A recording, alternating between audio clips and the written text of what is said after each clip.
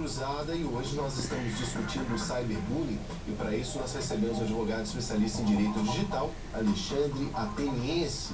Está falando aqui um pouquinho sobre como é que funciona, como identificar. A gente tem até uma pergunta engatilhada, mas deixa eu apresentar os jornalistas que participam desse programa conosco. Nós convidamos a jornalista e professora de jornalismo Valéria Said. Está conosco também a jornalista Tina Horta, que é especialista em culturas e imagens e culturas midiáticas. E nós convidamos também o jornalista Lucas Ávila.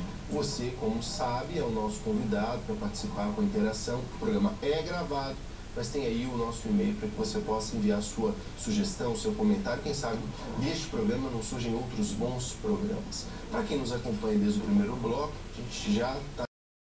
ou que seja, mas que essa informação se caracterizou como sendo apenas dessas pessoas. Entendi. Aí alguém de fora pegou e tornou público, quem cometeu o crime é quem tornou público. Exatamente. Eu já vi situações acontecendo de que um grupo de empregados fazia um tipo de trocar mensagens falando mal de pessoas dentro do ambiente de trabalho. E houve a interceptação dessa mensagem e a revelação pública desse fato. Então, no meu ponto de vista... Cometeu o crime, foi ofendido. Exatamente. Não, sim, foi ofendido. Por quê? Porque ele obteve uma prova ilícita, porque ele invadiu a esfera de privacidade. O que a gente tem que analisar não é mais o fato de saber, mas ele estava fazendo isso na conta corporativa da escola, ele estava fazendo isso usando o computador da escola. Nada disso é relevante para a legislação. O que a legislação define como ilícito é se o conteúdo da informação não estiver caracterizado como sendo relativo à esfera de privacidade daquela pessoa que resolveu se expressar. É livre a liberdade de expressão, garantido pela própria Constituição, sendo vedado anonimamente. Brasil, né? Nós tivemos uma decisão liminar de um juiz em Vitória, no Espírito Santo, que ordenou que tanto o Google quanto a Apple retirassem esse aplicativo da loja onde é possível fazer download para os smartphones. Pois é, mas os comentários que ficaram no anonimato, eles não só tiraram, não fizeram nenhuma. As pessoas que se sentiram ofendidas, elas não puderam entrar com nenhum processo. Como é que ficou depois disso? É uma situação insolúvel.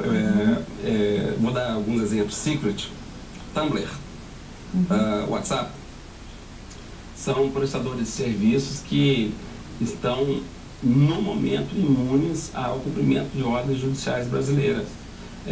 Você pode ir à justiça contra esses sites, mas na hora que você for verificar, esses sites têm sede no exterior e não tem escritório de representação no Brasil.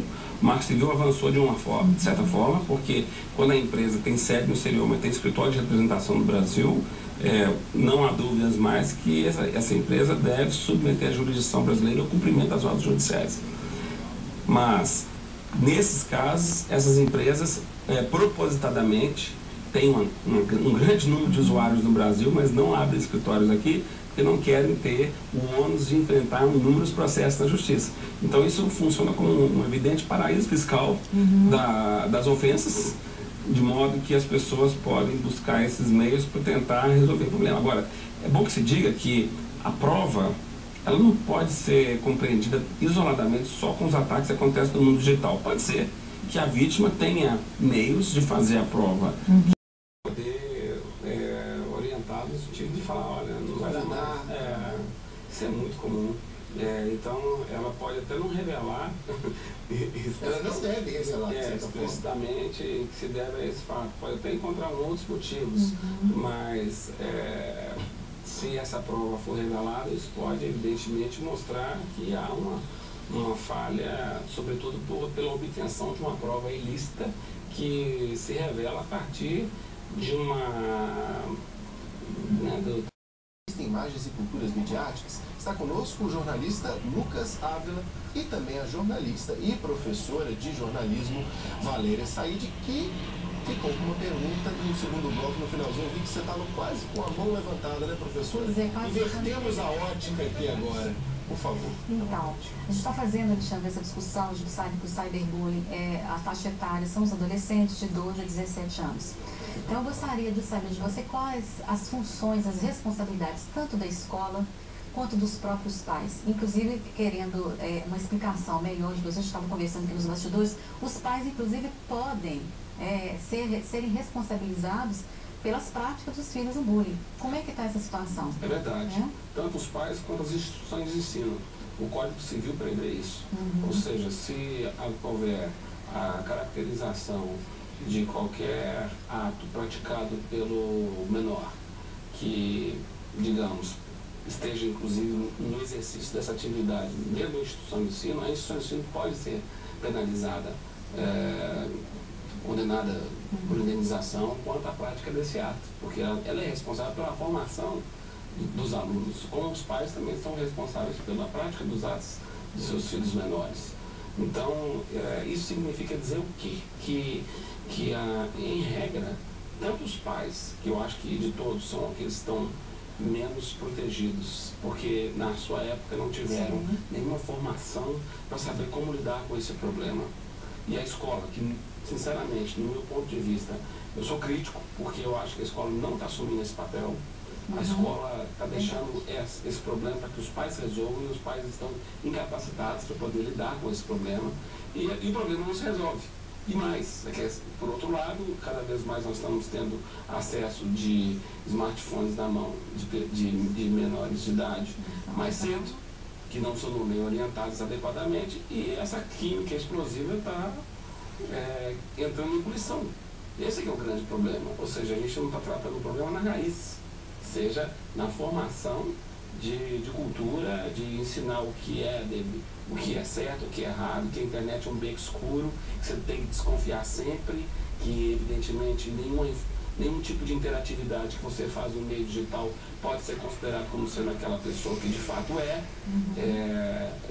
ali você só comunica através de letras e números. Eu gostaria até de citar um exemplo que aconteceu ontem, está sendo amplamente divulgado pela mídia. Foi criado um perfil falso de uma atriz daquele seriado Chiquititas, e que se tratava de um pedófilo que estava fazendo abordagens através do Facebook.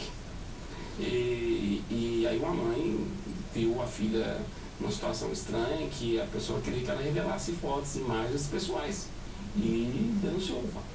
Então, eu acho que isso tudo mostra uma carência muito grande da falta de importância da formação de inclusão digital, que é inclusive um dos temas que está também, é um tema principiológico que está tratado dentro do Marco Civil, que efetivamente não foi levado a sério pelas instituições de ensino.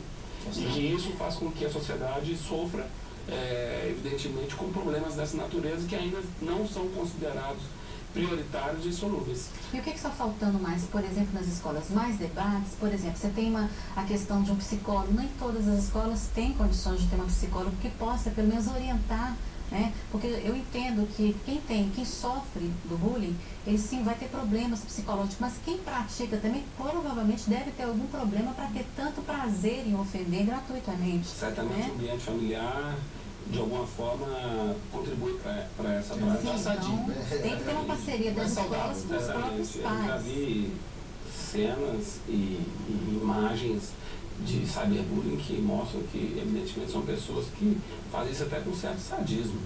Então, é muito preocupante. Eu acho que o problema, a raiz, está na educação. Eu acho que as escolas não perceberam como é importante enfrentar